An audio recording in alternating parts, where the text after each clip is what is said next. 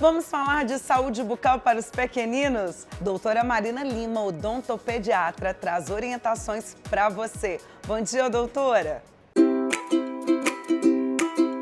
Bom dia, eu sou Marina Lima, odontopediatra e ajudo pais a terem mais segurança e manejo nos cuidados bucal em casa. Você já ouviu falar sobre o bruxismo infantil? O bruxismo é caracterizado pelo ato de ranger ou apertar os dentes. Os prejuízos do bruxismo na saúde da criança são os desgastes dos dentes, dores de cabeça. Hoje deixo algumas dicas que vão ajudar a minimizar o bruxismo do sono em seu filho. Faça a higiene do sono 2 horas antes do horário habitual de dormir. Diminua as luzes de casa, retire o uso dos celulares, tablets ou TV.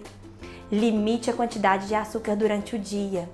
Mas lembre-se, a consulta ao odontopediatra é extremamente necessária nesses casos para juntos chegarmos a uma solução da disfunção. Se seu filho está passando por isso, em meu Instagram tem um link direto para agendamento. Será um prazer poder te ajudar nesse processo. Um forte abraço e até o próximo encontro!